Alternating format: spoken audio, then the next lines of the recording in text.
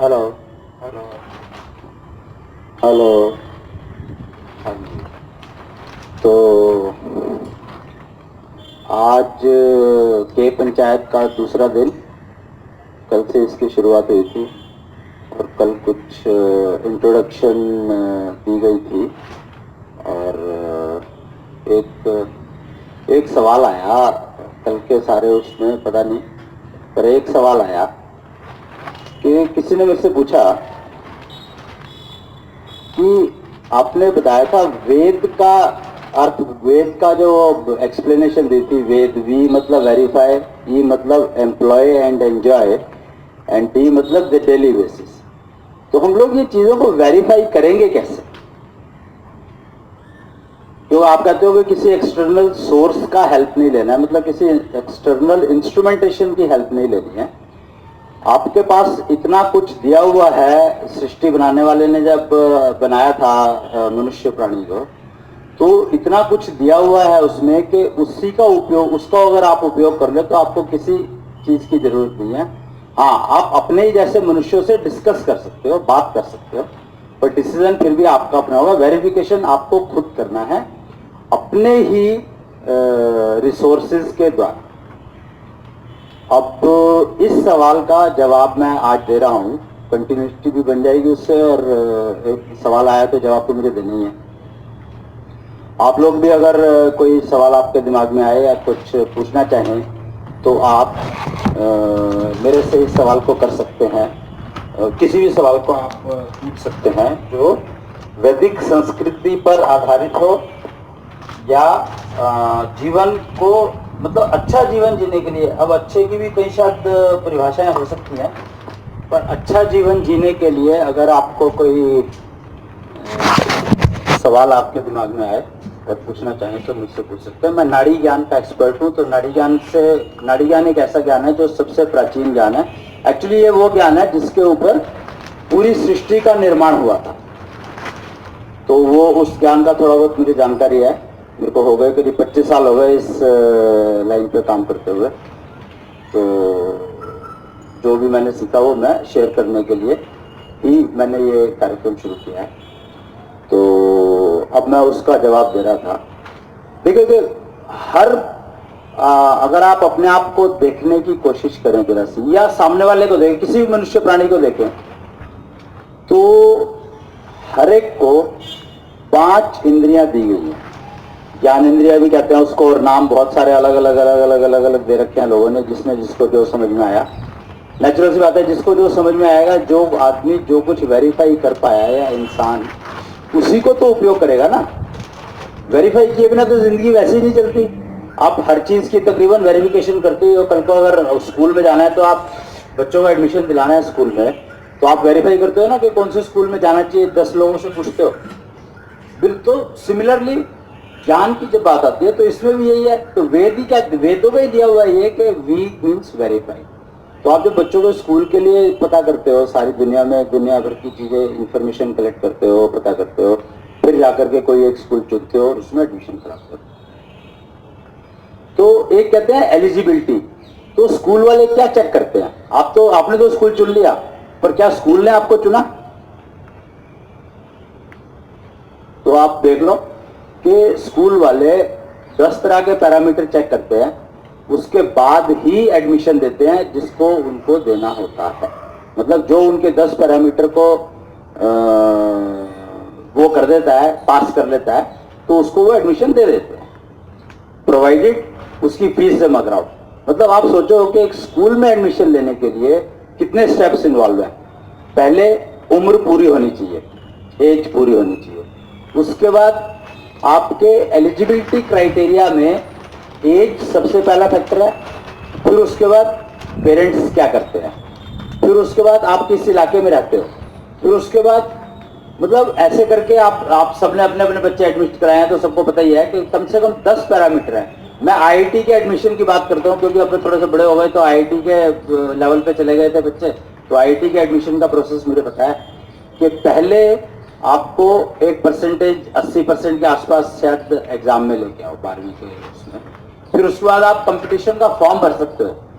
मतलब इमेजिन कि आपको कंपटीशन का फॉर्म भरना है, फॉर्म भरने में अगर एक भी गलती कर दी तो फॉर्म रिजेक्ट, और फॉर्म के पैसे लगेंगे, फॉर्म खरीदने के पैसे लगेंगे, 1000 रुपए लगेंगे या 2000 रुपए या 500 रुपए, जो भी लगेंगे, फीस है जो वो देनी पड़ेगी। फॉर्म खरीदना है, फॉर्म में आप एक गलती भी अफोर्ड नहीं कर सकते, अगर स्पेलिंग मिस्टेक भी हुई तो वो फॉर्म रिजेक्ट है, ये आप अच्छे से जानते हो, क्योंकि कंप्यूटर ने चेक करना है। कंप्यूटर को तो मतलब ही नहीं है कि किसने भरा है किसने नहीं भरा, उसको तो सीधा सीधा रिजेक्ट कर देगा, वो स्पेलिंग नहीं मिली खत्म। फिर उसके बाद कंपटीशन की तैयारी, फिर उसके बाद कंपटीशन की तैयारी, फिर कंपटीशन में पास होना जरूर। कंपटीशन का मतलब क्या है, आपने अच्छा किया है उसका कोई मतलब नहीं है, बिकॉज अब ये रिलेटिव है कि आपने अच्छा किया और बाकी सबने उतना अच्छा नहीं किया तो ही आपको चांसेस आगे बढ़ने के, नहीं तो रिजेक्ट। और आपको पता नहीं है कि सामने वाले ने कैसा किया, आपको अपना तो पता है, फिर भी पता है एक बार को कि चलो मैं इतना करके आया हूं, लेकिन सामने वाला अगर उससे 1% एक भी मतलब 0.01% की भी आज की तारीख में कहते हैं ना, 1000 नंबर में से एक नंबर भी अगर कम रह गया तो रह गया तो रह गया, तो सीट्स लिमिटेड है, सीट्स लिमिटेड है, तो वो एक नंबर अगर कम रह गया तो आप किस्मत को कोसोगे या अपने आप को कोसोगे या थोड़ी सी मैं तैयारी और कर लेता तो इतने सारे फैक्टर्स को आप देख करके, और डिप्रेशन के अलावा कुछ नहीं मिलना।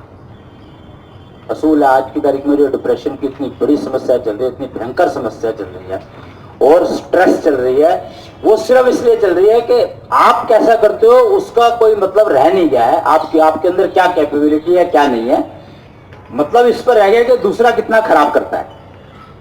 मतलब इमेजिन कि आप दुआ कर रहे हो कि दूसरा खराब करे।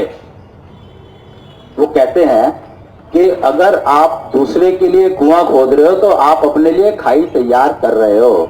इतनी पुरानी कहावत है, हर एक इंसान जानता है इस बात को, और वो आज की तारीख में हम लोग यूज कर रहे हैं और उस खाई में गिर रहे हैं।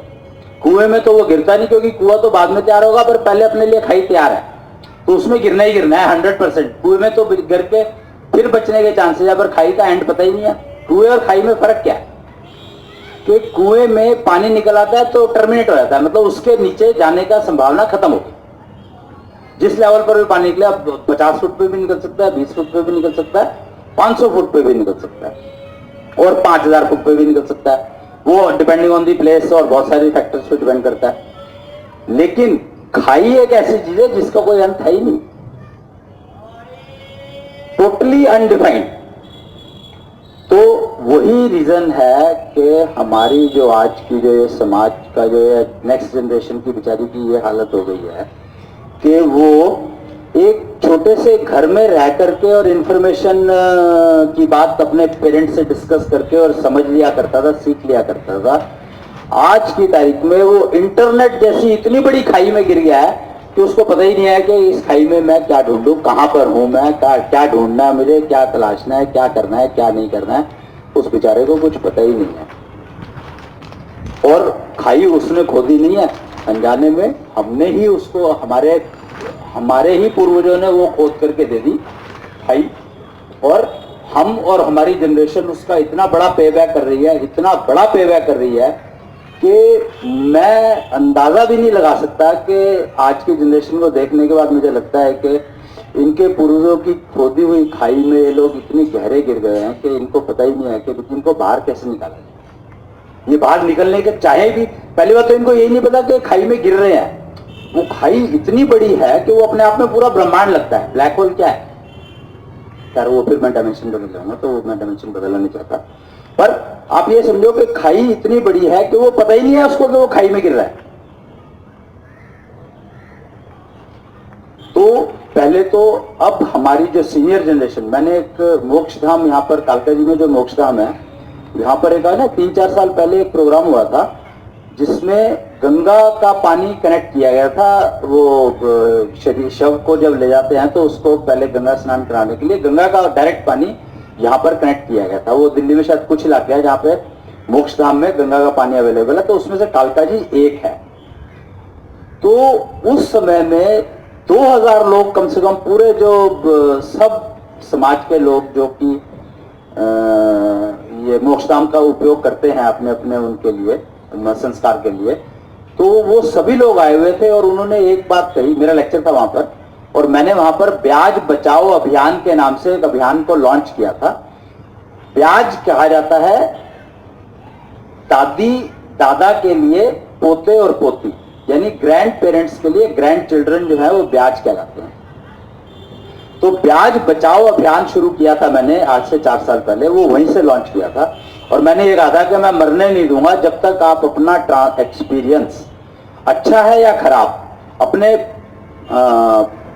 ग्रैंड सन्स को, ग्रैंड चिल्ड्रन को, सन्स और डॉटर्स, ग्रैंड चिल्ड्रन को ट्रांसफर नहीं करके जाते तो आपको मरने नहीं दूंगा। तो एक ही वहां से सवाल आया कि सर हमारी तो सुनता ही कोई नहीं आज की तारीख में। मैंने कहा देख लो आप लोगों ने कैसे कर्म किए हुए हैं कि आपकी जनरेशन आपको सुनती नहीं है। तो मैंने कहा चलो एक कॉन्ट्रैक्ट मैं लेता हूं, मैं अपने आप एक कॉन्ट्रैक्ट अपने आप से ले रहा हूं कि उन बच्चों को आपके पास भेजना मेरा काम है। मैं भेजूंगा उनको, वो आपसे पूछने के लिए आए कि दादी या बाबा मुझे ये बता, मुझे जिंदगी में क्या करना है, या मुझे कोई ये प्रॉब्लम आ रही है तो इसको मैं कैसे हल करूं, आप अपने एक्सपीरियंस से बताओ। तो उन बच्चों को मैं भेजूंगा आपके पास, लेकिन उसके लिए आपको एक काम करना पड़ेगा, मतलब बुड्ढों को एक काम करना पड़ेगा कि अपने आप को रोग मुक्त करना पड़ेगा। क्यों? अभी बच्चे ये ग्रैंड पेरेंट्स के पास जाते क्यों नहीं? बड़ा सिंपल सा रीजन है कि वो बीमार है और माँ कहती है उनकी कि और बुढ़ा खांस रहा है, तेरे को खांसी ना हो रहा है तो उससे दूर रह। वो भी क्या करे बेचारी, वो खांस तो रही है क्योंकि बीमार तो है ही, और बीमारी आज की तारीख में वो पब्लिसिटी इतनी है कि कम्युनिकेबल है, नहीं केबल है, इतने सारे इश्यूज है उस बीमारियों के साथ कि कंफ्यूजन इतना ज्यादा है कि पता नहीं है। तो हम कंफ्यूजन में नहीं आते क्योंकि कंफ्यूजन है तो है, अब मैं क्या करूं उसका, और कोई भी क्या कर सकता है। पर अपने अंदर से तो कंफ्यूजन को हटाया जा सकता है, इसमें तो कोई शक नहीं है। कंफ्यूजन दुनिया में हो, हमें अगर मेरे अंदर कंफ्यूजन नहीं है तो दुनिया में कंफ्यूजन होता रहे, हु केयर्स। तो उसी बात को ध्यान में रखते हुए मैंने कहा भी आप लोगों को एक काम करना है कि अपने आप को रोग मुक्त करना है, और रोग मुक्त करने का एक सिंपल सा टेक्निक मैं सिखा देता हूं। और मैंने उन लोगों को वहां पर 5 मिनट लगा करके, श्वासपैथी एक टेक्नोलॉजी है, कुच्छलपैथी की एक ब्रांच है श्वासपैथी, तो कुच्छलपैथी में से उसको श्वास लेने के तरीके को मैंने उनको सिखाया, वहां पर समझाया, और सारे के सारे कहते हैं सर आज से हम ये काम करेंगे, हम चाहते हैं कि अपनी एक्सपीरियंस को अच्छा है या खराब ट्रांसफर करके जाए, पर हमारी कोई सुनता नहीं तो हम करेंगे। तो हम लोगों ने सीनियर सिटीजन होम बना लिया है, वहां बैठ के टाइम पास कर लेते हैं और घर चले जाते हैं। तो हमें लगता है कि हमारा दिन कम से कम आज का तो कट गया। मैंने कहा कमाल है, तुम लोग दिन काटने में लगे हो और तो अपनी रिस्पॉन्सिबिलिटी कब पूरी करोगे? फिर अगर दिन ऐसे काटोगे तो जो तुम्हारी रिस्पॉन्सिबिलिटी है एज ए ग्रैंड पेरेंट, तो तुमने ग्रैंड पेरेंट्स बने क्यों? बनते ही मत भाई, वो तो दस्तूर है, सारी दुनिया वो कहानी तो सुनाने में सारे एक्सपर्ट है ना, तो कोई ना कोई कहानी सुना देते हैं। तो मैंने कहा भी देखो रिस्पॉन्सिबिलिटी तो पूरी करनी पड़ेगी तुम्हें, चाहे तुम रो के करो, हंस के करो, मर के करो, जी के करो। अब नहीं करोगे अगले जन्म में आके करनी पड़ेगी। और कहते हैं कि अगला जन्म किस चीज का, किस योनि में मिल जाए पता ही नहीं, और अगला जन्म होता भी है कि नहीं होता ये भी नहीं पता। तो जो चीज पता नहीं है उसके बारे में सोचने का तो फायदा है ही नहीं, बेकार है। वही बात कि जिसको तुम वेरीफाई नहीं कर सकते। अब स्कूल में मैंने एडमिशन कराना है, मेरे घर के 10 किलोमीटर के अंदर में 50 स्कूल है, तो मुझे कौन से स्कूल में एडमिशन कराना है तो मुझे ढूंढना ही पड़ेगा ना, क्या जिसमें मिल जाएगा। ऑन टॉप ऑफ इट मैं चाहता हूँ एक स्कूल में मुझे लिस्ट बनानी पड़ेगी कि इन 50 में से अगर पहले में नहीं मिला तो दूसरे में, दूसरे में नहीं मिला तीसरे में, तीसरे में नहीं मिला चौथे में। मतलब इतना लंबा प्रोसेस सिर्फ एक एडमिशन लेने के लिए, वो भी ये नहीं पता कि वो लोग सिखाएंगे क्या। फर्स्ट पार्ट ऊपर से ये नहीं पता कि वो लोग सिखाएंगे क्या, कुछ नहीं पता। सिलेबस पता है, सिलेबस तो घर में बैठे बैठे जितना सिलेबस स्कूलों में आज की तारीख में सिखाया जाता है उतना सिलेबस तो माँ अगर चाहे तो घर में बैठ के 2 घंटे में सिखा सकती है। और आप देख लो और है क्या, टीचर्स भी तो माँ ही है सारी की सारी, वो किसी ना किसी की माँ तो है, तो जो किसी और को सिखा सकते हैं तो अपने बच्चों को नहीं सिखा सकते। और एफिशिएंसी के नाम पे अपने बच्चों की एफिशिएंसी उनको पता है, उसके हिसाब से सिखाएंगे तो स्कूल के मुकाबले में वो कहीं ज्यादा, कहीं गुना बेटर सिखा सकते हैं। आज की तारीख में आप एडवर्टाइजमेंट भी देख सकते हो, बहुत सारी ऐड ऐसी आने लग गई हैं जो बताती हैं कि कुछ मेहनत तो आपको भी करनी ही पड़ेगी। तो वो मेहनत आपको स्कूल ढूंढने में करने की बजाय अगर आप बच्चों के ऊपर उतनी मेहनत करेंगे तो मेरे ख्याल से वो दिशा दिखाने समझने का जो काम है, दिशा समझने का जो काम है, वो बहुत आसान हो जाएगा, बहुत आसान हो जाएगा। और दिशा अगर ठीक है तो दिशा सुधर ही जाएगी, दिशा खराब हो नहीं सकती, ये गारंटी है 100%। क्योंकि यही नियम है, ये कुच्छल वेद का नियम ज्ञान है कि अगर दिशा ठीक होगी तो दशा खराब होने का सवाल होता ही नहीं, उठता ही नहीं, पैदा ही नहीं। दशा अपने आप ठीक हो जाएगी, आपको दशा के बारे में सोचने की जरूरत ही नहीं है। सिर्फ रोग मुक्त रहो, कंफ्यूजन मुक्त हो जाओ और अपनी रिस्पॉन्सिबिलिटी को समझो और उसको पूरा करो। तो इतने 2-3 छोटे छोटे काम कर लो और आपकी रिस्पॉन्सिबिलिटी आपके ग्रैंड चिल्ड्रन है, आपकी रिस्पॉन्सिबिलिटी आपके ग्रैंड चिल्ड्रन है। अगर अभी आपके ग्रैंड चिल्ड्रन नहीं है, ये मतलब ग्रैंड पेरेंट्स की रिस्पॉन्सिबिलिटी ग्रैंड चिल्ड्रन है, और पेरेंट्स की रिस्पॉन्सिबिलिटी ग्रैंड चिल्ड्रन भी है, और उनके बच्चे भी हैं और उनके पेरेंट्स भी हैं। तो उनकी रिस्पॉन्सिबिलिटी दोनों तरफ से है। और जो बच्चे हैं उनकी रिस्पॉन्सिबिलिटी अपने प्रति है कि उनको दिशा सीखनी समझनी है। उनकी रिस्पॉन्सिबिलिटी किसी के प्रति नहीं है, सिर्फ अपने प्रति है कि वो उनको जो कुछ बताया जा रहा है उसको समझें और अपनी सेंसेस को, मैंने जैसे शुरू किया था जो, तो ये बताने के वेरीफाई की बात चल रही थी, तो मैं उसी पर आ रहा हूं फाइनली कि वेरीफाई कैसे करेंगे। तो बच्चों को वेरिफिकेशन का तरीका बता रहा हूं, क्योंकि बच्चों को अगर वेरिफिकेशन का तरीका समझ में आ गया तो कम से कम वो जनरेशन टेक केयर हो गई। एंड आई एम श्योर अगर बच्चे, आज की जो नेक्स्ट जनरेशन है, अगर वो टेक केयर हो जाती है, और जनरेशन जो नेक्स्ट जनरेशन, तो ओल्ड जनरेशन अपने आप टेक केयर हो गई ऑटोमेटिक। मतलब कितना ऑटोमेटिक सिस्टम है, कुच्छल वेद का दिया हुआ ये कितना ऑटोमेटिक सिस्टम है, कमाल है।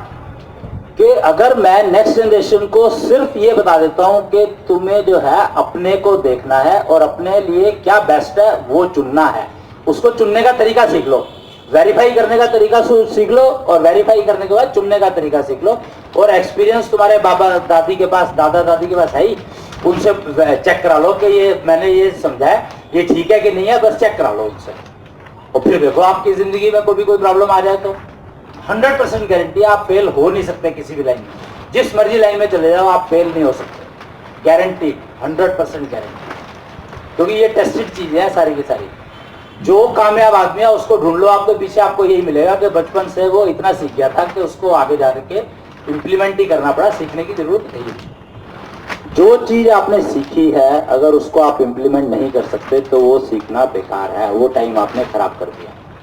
तो जितना सीखा, सीखने का एक पीरियड है, वो नेक्स्ट ऑर्बिट ऑफ लाइफ की बात करते हैं हम लोग नॉर्मली, जो कल से उसी से मैंने शुरू किया था।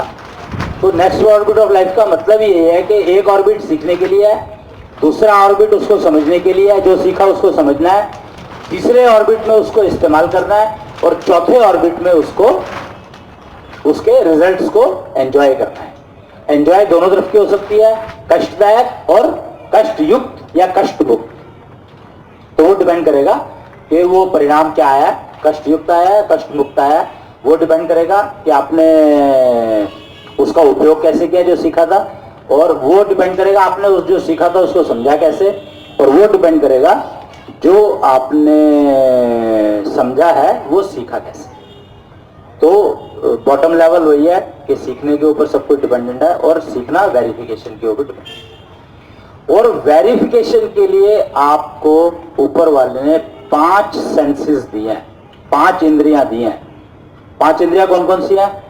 सुनने की, लिसनिंग, देखने की, आंख, लिसनिंग मीन्स कान, ईयर्स, देखना मीन्स आंख, आईज, और सूंघने की, नाक, स्मेलिंग, और टच करने की, छूने की, स्किन, त्वचा, फिंगर्स, और स्वाद, टेस्ट, जबान।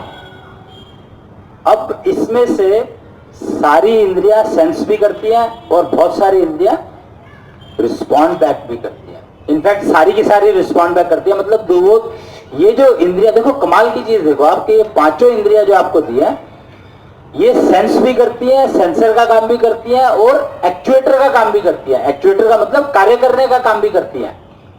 जैसे आप हाथ को दे, स्किन है वो सेंस करती है, तो उंगलियों से आप सेंस करते हो और उंगलियों से काम भी करते हो। परफॉर्मेंस भी उंगलियां ही करती हैं, हाथ ही करता है। तो पांचों जो ये इंद्रियां हैं, ये खाली ज्ञान इंद्रियां नहीं है, ये कर्मेंद्रियां भी हैं। यानी ज्ञान भी कराती हैं चीजों का और कर्म भी कराती हैं। कर्म भी यही कराती हैं। इन पांचों चीजों को आपको सिंक्रोनाइज रखना है। समझा मैं क्या कर रहा हूं? बड़ा सिंपल सा एक वो है कि इनको एक लय में चलाना सीखना है, समझना है और इसी की अभ्यास करना है। भक्ति कहते हैं, यही भक्ति फरमान कि आप अपनी इन पांच इंद्रियों को, जिसको कर्मेंद्री और कर्मेंद्रिया और ज्ञानेंद्रिया और पता नहीं क्या क्या कह दिया लोगों ने, हम सिंपल भाषा में रखते हैं तो पांच है। पांचों की पांच को सिंक्रोनाइज करके रखना ही चाहिए। और मनुष्य योनि जो कहते हैं बड़ी मुश्किल से मिलती है, बहुत दुर्लभ है, इसका उपयोग करो। तो इसका यही एक उपयोग है कि आप इसी योनि में अपनी पांचों इंद्रियों को सिंक्रोनाइज कर सकते हो अपनी मर्जी से। और उसको सीखना, एक सीख लो और उसको सिंक्रोनाइज कर लो, बाकी सब चीजें ऑटोमेटिक हैं। मतलब आप सोचो कि मैं क्या कह रहा हूं, हर चीज बाकी ऑटोमेटिक है, सिर्फ आपको अपनी इन पांचों इंद्रियों को सिंक्रोनाइज रखने का तरीका सीखना है। और वो भी बहुत आसान है, बहुत आसान तरीका है। उसके लिए ऊपर वाले ने या क्रिएटर ने जो सृष्टि बनाई है, जिसने, उसने एक बहुत साधारण सा तरीका दे दिया, श्वास प्रक्रिया, सांस लेने की प्रक्रिया।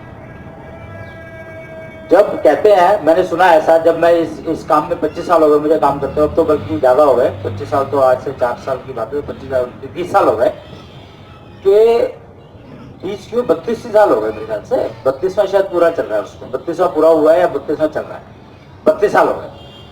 तो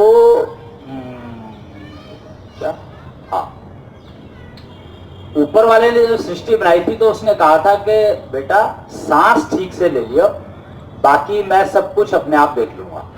तो यानी उसने कहा, उसका कहने की मंशा ये थी कि तू सांस ठीक से ले लियो, बाकी सारी चीजें ऑटोमेटिक मैंने सेट कर दिया, वो अपने आप ही तेरे को जो काम करना है उनको करेंगी, बस तू सांस ठीक से लेता रहे। तो सांस लेने में करना क्या है तेरे को? सांस लेने में मात्र 2 चीजों का ध्यान रखना है।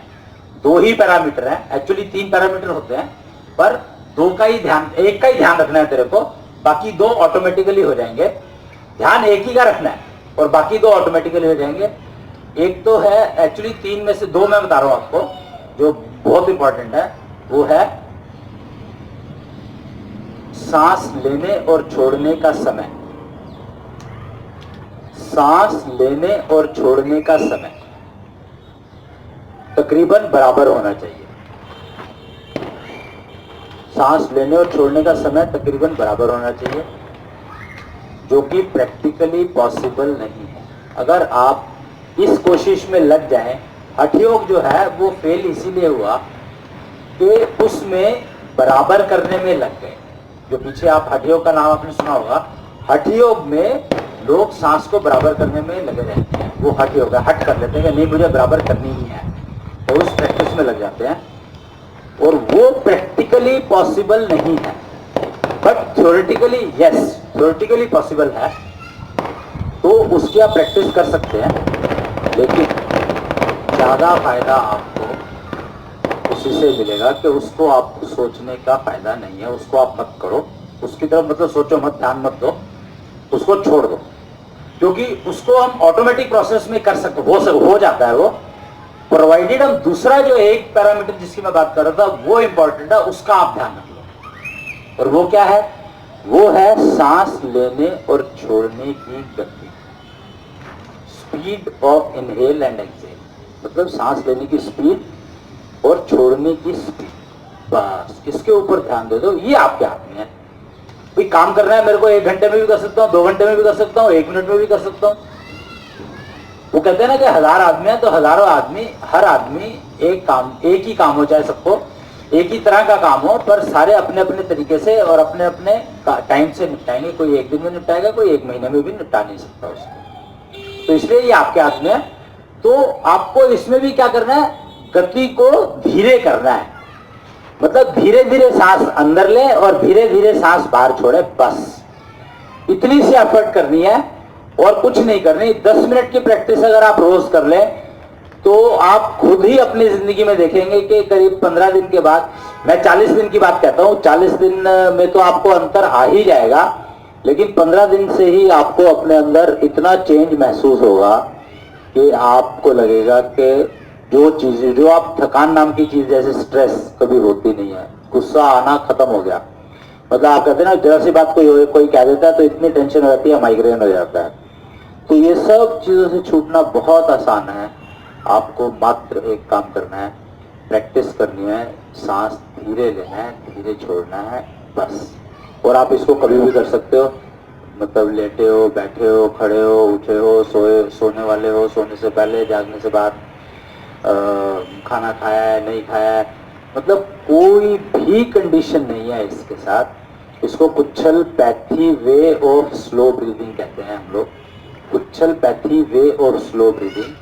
और इसमें टेस्ट करने का एक तरीका बताया गया है कि आप घड़ी के सामने बैठ करके कोई एक टाइम फिक्स कर लें सारा दिन में, 24 घंटे में, कि घड़ी के सामने खड़े होकर के देखें कि 3 मिनट में आप कितने सांस ले रहे हैं, उनको काउंट करें।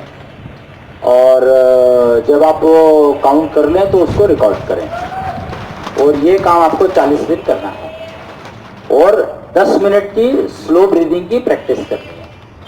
तो आप धीरे धीरे देखेंगे कि 2, 4, 5 दिन, 10 दिन के बाद आपको लगेगा कि जो काउंट है वो कम होना शुरू हो गया। और जैसे जैसे ये काउंट कम होता जाएगा वैसे वैसे आपके जीवन में ये जो 5 सेंसेस दिया ऊपर वाले ने, इस सृष्टि बनाने वाले ने, ये आपकी सिंक्रोनाइज होने लगेंगे।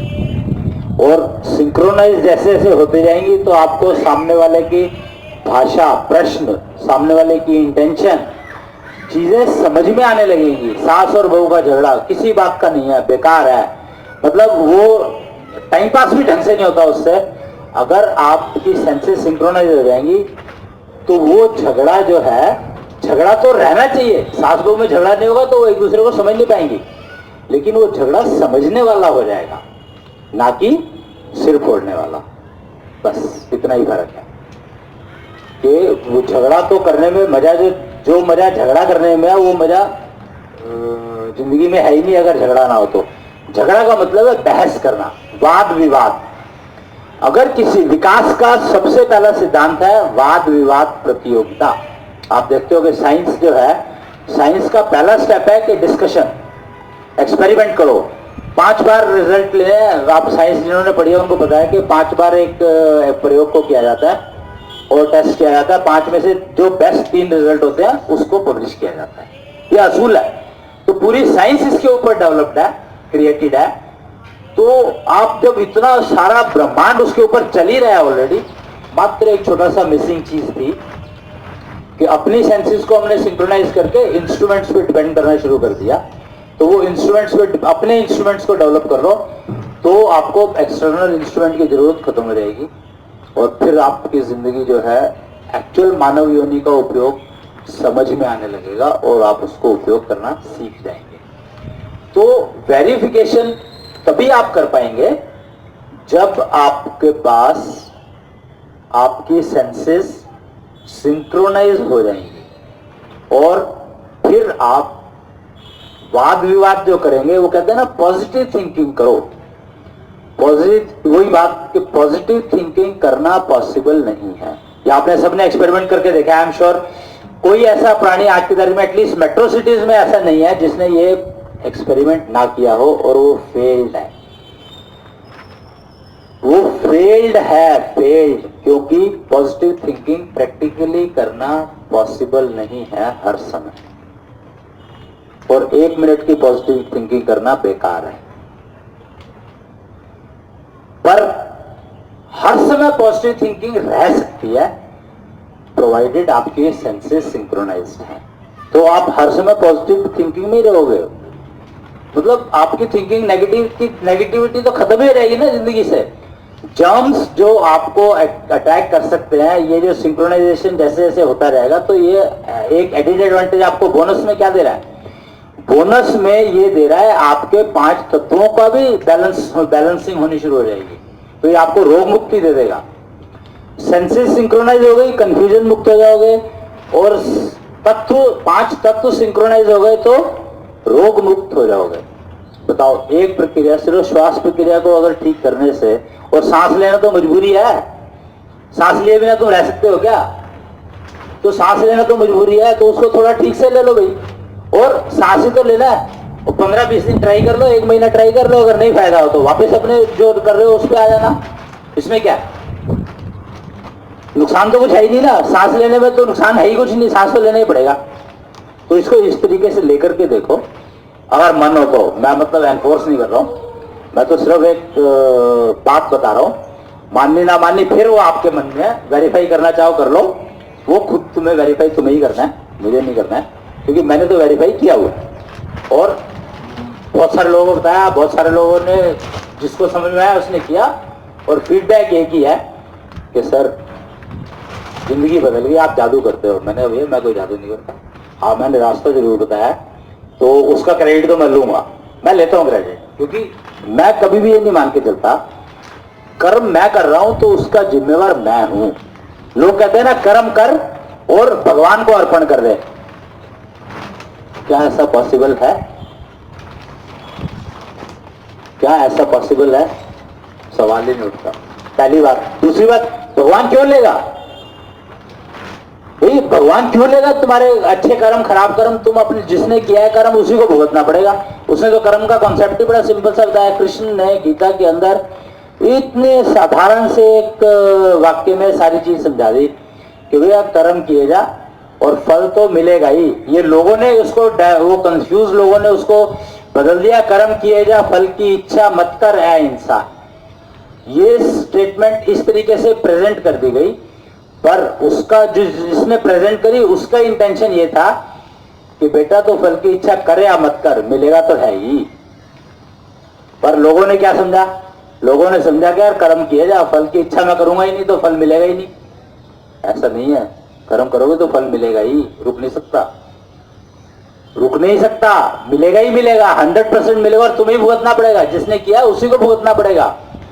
तो इससे बेटर कि आप अपने कर्म को सोचोगे मैंने तो किया ही नहीं, या मेरे को इसका फल नहीं मिलेगा क्योंकि मेरी इच्छा नहीं थी फल लेने की, और मैं छूट गया इससे, तो वो छूटता नहीं है कोई भी। तो बेटर है कि आप, और भुगतना पड़ता ही है, क्यों? बीमार तो कल को मैं ही हुआ ना, कर्म मैंने किया था तो बीमार मैं ही हुआ। अब मैंने तो इच्छा करी नहीं थी, मैंने बीमार ना होने की इच्छा करी थी, मैंने कर्म करने की इच्छा नहीं करी थी। अगर मैं पहले, मेरे को पता होता है कि इस कर्म का ये फल मिलेगा, तो मैं शायद वो कर्म नहीं करता। तो ज्ञान क्या है? ज्ञान यही है कि हमें हर कर्म का कर्म फल पता होना चाहिए। अगर हमें हर कर्म का कर्मफल पता है तो हम जो भी कर्म चुनेंगे, हमें पता है कि उसका कर्मफल क्या मिलेगा, तो हम उसको भुगतने के लिए तैयार रहेंगे। तो इतना सही तो है कि इच्छा कर या मत कर मिलेगा ही, और जो चीज मिलेगी तो पहले पता कर लो भाई क्या मिल रहा है। करते नहीं हो क्या? तो तुम बाजार में सब्जी लेने जा रहे हो तो सब्जी चुनते हो ना, क्योंकि पैसे खर्च जाए, पैसे दोगे तो चुनोगे ना कि मेरे को ये चाहिए। तो वही कर्म के हिसाब से है कि कर्म को चुन लो, चुनते तो हो ही, पर अभी आंख बंद करके चुनते हो। अब अभी तो ये सोच के चुनते हो कि मैं इच्छा नहीं कर रहा इसका फल मुझे मिले, या मैंने इसका फल भगवान को अर्पण कर दिया, तो वो बेकार है। बेकार से मेरा मतलब है कि वो किसी काम नहीं आएगा, क्योंकि वो भगवान ने भी आपको, जब टाइम आएगा वो आपको वापस बुला देगा, वो होता ही है। एक्चुअली भगवान को लोगों ने समझा नहीं ठीक से शायद, समझना चाहा नहीं, पर हुआ यही है कि जिसने भी अपना कर्म भगवान को पकड़ा दिया तो भगवान ने उसको इन्वेस्टमेंट समझ के संभाल के रख लिया और ब्याज समेत वापस कर दिया। बैंक क्या करता है, आप बैंक में पैसे जमा कराते हो और आपको ब्याज मिलता है उसके ऊपर जमा होके, मिलता है कि नहीं मिलता? तो भगवान एक बहुत बड़ा बैंक है, ये समझ लो जो कर्म होगा वो चित्रगुप्त उससे रखा हुआ है, उसको करना क्या है, उसको चित्रगुप्त रखा हुआ है, इसने भेजा कर्म, ठीक है भैया ब्याज जोड़ दे, और वो ब्याज समेत वापस दे देता है। मतलब ये गारंटी है कि वो बैंक जो है ना आपका पैसा रखेगा नहीं, आप जिस दिन मर्जी आओ चेक जमा करा, चेक को काट के दे दो उसको बैंक वाले को, तो बैंक आपका 100% पैसा वापस कर देगा, एक पैसा भी नहीं रखेगा वो बेचारा। बैंक ने आज तक कभी किसी का नहीं रखा। वो अलग बात है कि आपने पैसे बैंक में जमा कराए थे और समाओ आप इस दुनिया को छोड़ के चले गए तो वो पैसा बैंक में पड़ा रह गया, पर उसका बैंक जिम्मेवार नहीं है। पैसे भी आपने अपनी मर्जी से जमा कराए थे तो बैंक जिम्मेवार उसका नहीं है, बल्कि बैंक को तो प्रॉब्लम है कि वो पैसा उसको संभालना पड़ रहा है और उसको पता ही नहीं है कि जो प्राणी जिसका पैसा जमा कराया था उसका क्या करूं मैं।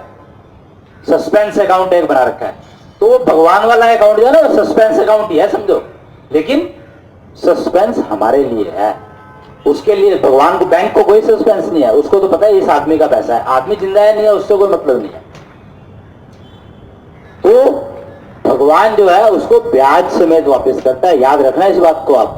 जैसे बैंक आपको आपके पैसे ब्याज समेत वापस करता है, ऐसे ही आपने जितने फल भगवान को अर्पण कर रखे हैं वो आपको ब्याज समेत वापस मिलने ही वाले हैं।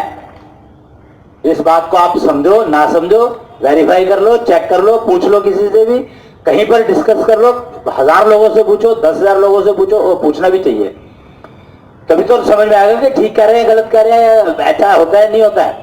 जब तक डिस्कस नहीं करोगे तो समझ लो ब्याज समेत वापस मिलता है। और फर्क क्या है कि ब्याज का जो दर है वो फिक्स नहीं है। बस आप जानते हो तीर्थ स्थान इतने सारे बने हुए हैं, क्यों बने हुए हैं? किसी तीर्थ स्थान की महत्वता ज्यादा है, किसी तीर्थ स्थान की महत्वता कम है, मतलब सारी चीजें फिजिकली वेरीफाइबल है, दिख रही है, हम देखना नहीं चाहते, या शायद ये दिशा हमारे लिए खुली नहीं थी अभी तक, जो अब खुली है कृष्ण राज्य की स्थापना के बाद। कृष्ण राज्य की स्थापना हुई थी नवंबर 2011 में, जैसे मैंने पहले बताया था। तो अब के पंचायत कल से लगनी शुरू हुई है, तो ये चीजें बाजार में आनी शुरू हुई हैं, कल से आई हुई हैं। 4 साल हो गए, 3 साल हो गए, 2011 नवंबर का मतलब आप लगा लो, नवंबर आने वाला है तो 12, 13, 14, 3 साल तो हो ही गए। तो ये चीजें आई हुई हैं 3 साल से, आई तो शायद और पहले से हुई होंगी, बीज तो पहले डला होगा। फल जो है अब बटने शुरू हुए, कल से फल का डिस्ट्रीब्यूशन शुरू हुआ है फलों का। मैं ये बात कहूंगा कि कल से फलों का डिस्ट्रीब्यूशन शुरू, इनफैक्ट हाँ कल से फलों का डिस्ट्रीब्यूशन शुरू हुआ है के पंचायत के माध्यम के थ्रू। तो तीर्थ स्थान की बात कर रहा था मैं, तो आप जानते हो वैष्णो देवी है, उज्जैन में महाकाल है, कालका जी में कालका मंदिर है, फिर हनुमान मंदिर है, फिर बहुत सारे तीर्थ स्थान है, ऋषिकेश है, हरिद्वार है, और केदारनाथ है, बद्रीनाथ है, मतलब अनगिनत। वो सनातन के तो जो रेफरेंसेस बनाए गए हैं वो इतने सारे हैं कि अगर उनको समझना चाहो, जरा सी कोशिश करो समझने की, तो आप घर बैठे बैठे सारे धर्म, सारे तीर्थ स्थान समझ सकते हो। मतलब वो यथा पिंडे तथा ब्रह्मंडे का जो एक वाक्य कहा गया है वो ऐसे ही नहीं कहा गया है, वो सृष्टि बनाने वाले ने साथ के साथ दिया था। कहता है कि मैं तुम्हारा पिंड वही बना रहा हूं जो मैंने ब्रह्मांड में बनाया है, उन्हीं 5 तत्वों से, जिन 5 तत्वों से मैंने ब्रह्मांड का निर्माण किया है, उन्हीं 5 तत्वों से मैं तुम्हारा पिंड बना रहा हूं। तो तुम्हें कहीं जाने की जरूरत नहीं है, आप सारे तीर्थ अपने अंदर में, अपने 5 तत्वों में देख सकते हो फिजिकली। बट कंडीशन एक है, ब्याज की जो तो चुकाना ही पड़ेगा। रूल एक ही है कि जिस तीर्थ का आप दर्शन करना चाहें उसका जो ब्याज है, मूल और ब्याज तो चुकाना ही पड़ेगा और मूल भी चुकाना ही पड़ेगा, कोई हल नहीं है, कोई हल है ही नहीं, क्योंकि आपका किया हुआ है तो आपके पास ब्याज समेत तो आपने जमा कराया था, और जमा कराया था तो ब्याज समेत वापस आपको ही मिलेगा। और मैं सिर्फ एक बात कहता हूं कि आप अपने आप को तैयार कर लो, क्योंकि मिलना है ही, कोई हल नहीं है। रूल सृष्टि का नियम है, कुशल वेद का नियम, ज्ञान का नियम है ये मैं तो नियम ज्ञान को की व्याख्या कर रहा हूं, सिर्फ मैं उस कुच्छल वेद के नियम ज्ञान की व्याख्या कर रहा हूं। और कुच्छल वेद जो है सृष्टि बनाने से पहले तैयार किया गया था। कुच्छल यानी छल को कुचलने वाला। तो कुच्छल वेद, छल जब बहुत बढ़ जाता है तभी वो अवतार लेते हैं और विष्णु अवतार लेते हैं, जैसे कहा गया है। तो आप देख सकते हो रामायण में राम ने अवतार लिया, छल बढ़ गया था और छल बढ़ गया था तो राम ने अवतार लिया राम के रूप में। उससे पहले परशुराम आए थे तो छल बढ़ गया था तो परशुराम आए, उन्होंने छल को वो किया। उससे पहले आप नरसिंह अवतार देख लो, तो नरसिंह अवतार के हुए, छल बढ़ गया था तो नरसिंह के रूप में आना पड़ा उनको, तो नरसिंह के रूप में। ये रूप अलग अलग क्यों? इसलिए क्योंकि जैसी जरूरत है वैसे ही रूप लेके तो आना पड़ेगा। अगर मान लो नरसिंह अवतार के समय में वो नरसिंह मतलब जिसमें नर जिसमें सिंह की ताकत हो। क्यों? क्योंकि जो छल करने वाला था वो इतना बली था, इतना बल था उसके अंदर के सिंह के, शेर के ताकत के बिना उसको मारा नहीं जा सकता। आप समझो मैं क्या कह रहा हूं, समझ तो गए आप मेरे ख्याल से। इतना आज के जो कलयुग का सबसे बड़ा फायदा यही है कि चीजें समझ में बहुत जल्दी आ जाती है, पर कंफ्यूजन के कारण उसको पकड़ नहीं पाता। तो कोई बात नहीं, मतलब अवतार जो अलग अलग उसमें लिए गए वो इसीलिए लिए गए। और परशुराम में वो खाली उसने एक तरह के छल को मारा था, राम के रूप में उसने बहुत ज्ञानी छल को मारा। परशुराम के रूप में जब आए थे तो छल बहुत बढ़ गया था, लेकिन वो ताकत का छल था, ज्ञान का छल नहीं था। तो परशुराम आए और उन्होंने पूरी धरती को 21 बार क्षत्रिय विहीन किया, क्योंकि ताकत का छल बढ़ गया था। फिर राम आए, राम ने ज्ञान का छल उस समय में बढ़ गया था तो राम आए। अब तो आप जानते हैं सारे, रावण को ज्ञानी कहा जाता है, रावण सबसे बड़ा ज्ञानी कहलाता है। तो रावण ज्ञान जो है उसका उपयोग छल के लिए करना शुरू हुआ, तो इसलिए राम को आना पड़ा, विष्णु को राम का रूप लेकर के आना पड़ा। फिर वो महाभारत के समय में कृष्ण को आना पड़ा पूर्ण अवतार लेकर। इमेजिन, तो उस समय में छल की क्या पोजीशन होगी। तब तो सिर्फ रावण एक था जिसके पास छल, जो ज्ञान को छल के रूप में यूज कर पाया। लेकिन महाभारत के समय में तो छल ही छल था।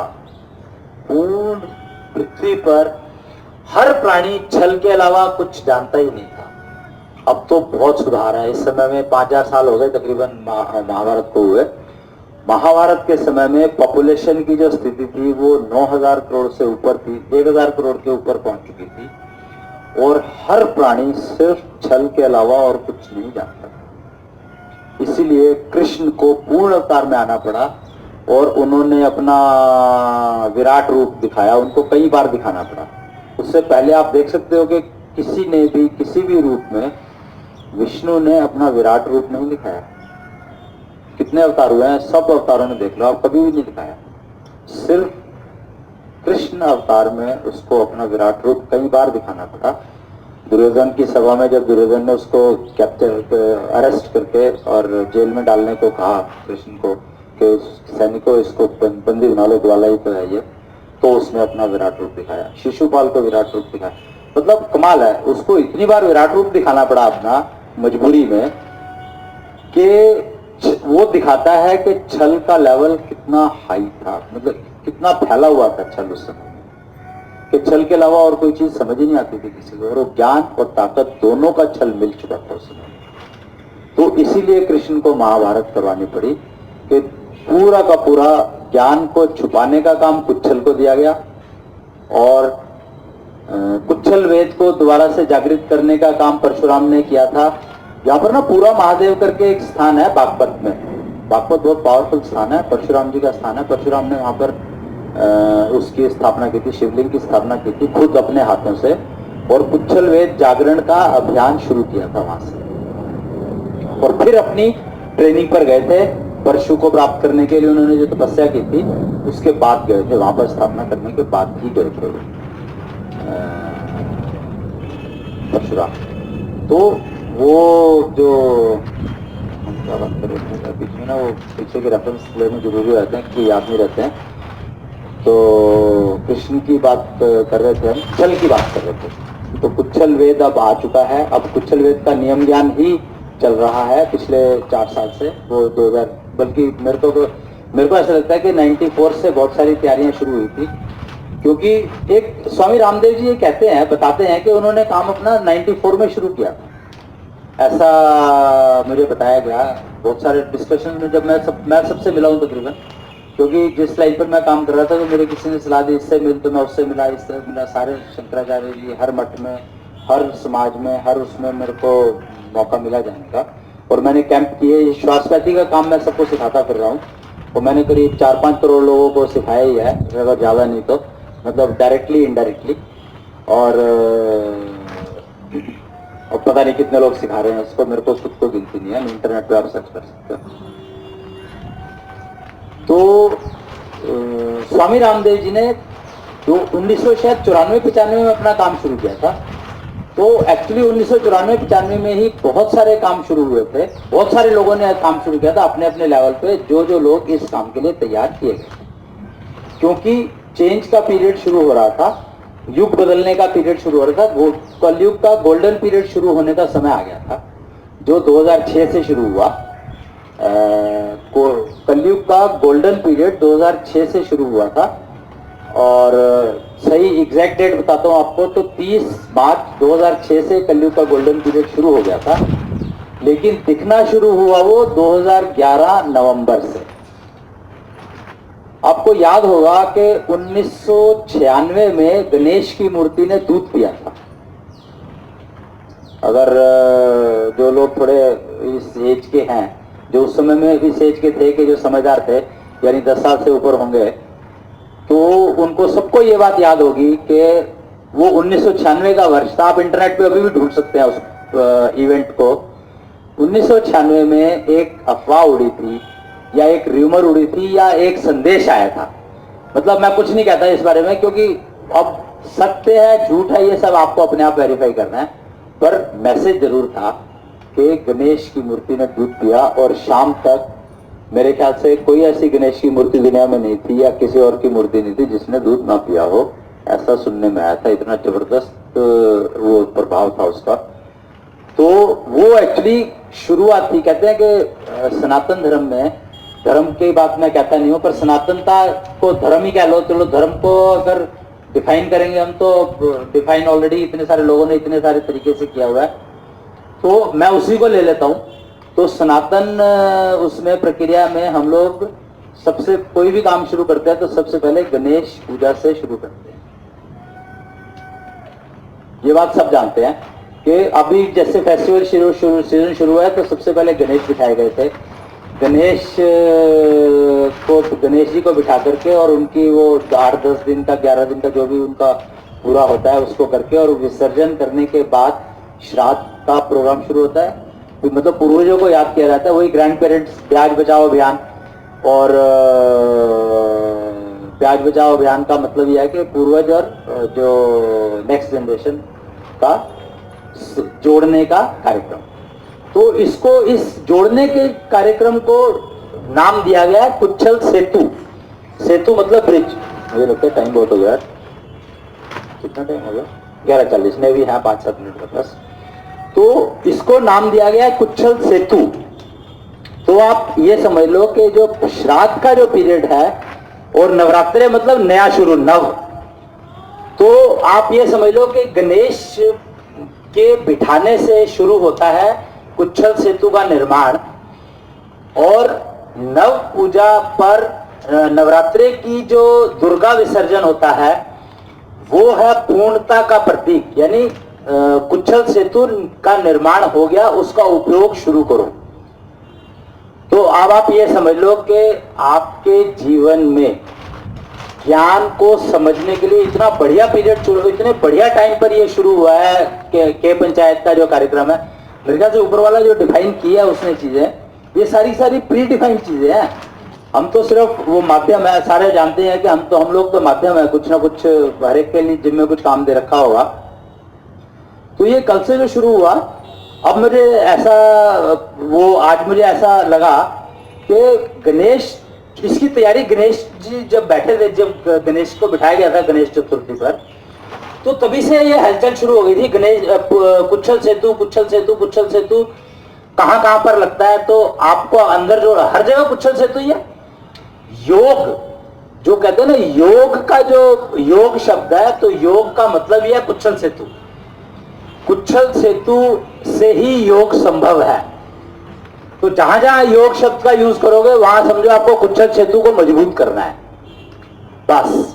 और कुच्छल सेतु का निर्माण शुरू हो चुका है। इस युग में अपने आप को ज्ञान से जोड़ने के लिए, या ज्ञान देने वाले से जोड़ने के लिए, या कहते हैं ना कि आत्मा को परमात्मा से जोड़ने के लिए कुच्छल सेतु का जो निर्माण कार्य का काम है वो ब्रह्मांड में शुरू हो चुका है गणेश जी के बैठने से। और दुर्गा विसर्जन के दिन ये सेतु का निर्माण पूरा हो जाएगा।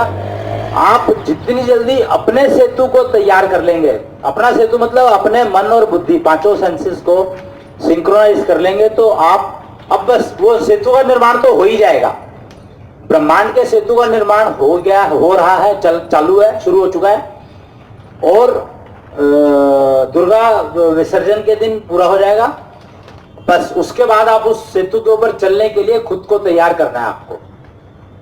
जो जितनी जब तैयार कर लेगा उसके ऊपर चलना शुरू कर सकता है, तो परमात्मा से मिलन हो जाएगा। मतलब संभव नहीं है, हो जाएगा, गारंटी है। क्योंकि वो सेतु, ये जो आजकल जो सेतु बनने का निर्माण का जो काम चल रहा है वो चल ही इसीलिए रहा है कि अब जो है कलयुग के समाप्ति का समय आ गया है।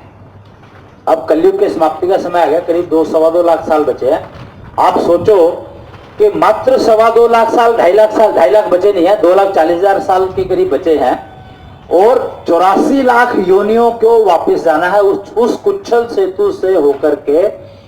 84 लाख योनियों को अपने बीज रूप में वापस जाना है, जिससे नए सतयुग में, नए महायुग के शुरू में आ सके।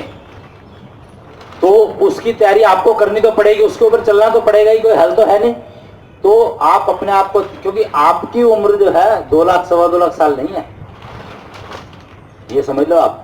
2.25 लाख साल टोटल बचे हैं, पर आपकी उम्र नहीं है 2.25 लाख साल। आपकी उम्र अभी है, नहीं तो अगला जन्म और मिलेगा। जन्म तो मिलते ही रहेंगे, क्योंकि 2.25 लाख साल का टाइम है, तो कितने जन्म मिल जाएंगे। अब आप देख लो, कष्ट मुक्त उस सेतु पे चलना है या कष्ट युक्त चलना है, चलना तो पड़ेगा, हल तो है नहीं कोई, क्योंकि सारे ब्रह्मांड को अगले युग में जाना ही है। नेक्स्ट वो कहते हैं ना, घड़ी, रोज सूरज अगर आज जा रहा है तो सुबह वापस आएगा ही, कोई हल नहीं है उसका। बादल उसको एक बार ढक भी लेंगे तो ढक ही सकते हैं उसको, पर सूरज तो निकलेगा ही, दिखाई ना दे। अलग मैं आंख बंद कर लूं तो सूरज नहीं है, ऐसा नहीं होता। ग्रहण लग गया सूरज को तो इसका मतलब नहीं कि सूरज चला गया, सूरज तो है ही और रहेगा। तो बेटर है कि आप अपनी पांचों सेंसेस को सिंक्रोनाइज कर लो, कम से कम रोग मुक्त तो हो जाओ। बाकी चीजें तो अपने आप हो ही जाएंगी। वो ऊपर वाले ने सिस्टम इतना बढ़िया सेट किया। आपका एकमात्र काम है अपनी श्वास प्रक्रिया को ठीक करके और 5 सेंसेस को सिंक्रोनाइज करो बस। मैं आज अपना जो बोलने का जो भाषण कह लो, इसको जो मर्जी कह लो, संदेश कह लो, आज यहीं पर समाप्त कर रहा हूँ। और इसको कुछ लोग जो ने ये कहा मेरे को कि अगर अब आज जैसे सब काम पर गए हुए हैं तो हम लोग नहीं सुन पाएंगे सर, तो मैंने कहा ठीक है कि शाम को इसको मैं दोबारा से रिपीट करूंगा। मैंने रिकॉर्ड करने की कोशिश की तो है, अब मुझे पता नहीं रिकॉर्ड हुआ है कि नहीं, क्योंकि सिस्टम जैसे ही है इलेक्ट्रॉनिक्स के। अगर हो गया है तो शाम को मैं इसको रिपीट चलाऊंगा, 8 बजे के आसपास शुरू करूंगा, 8 सवा 8 के बीच में, और आप सुन सकते हैं उस समय में रिपीट होगा ये। धन्यवाद।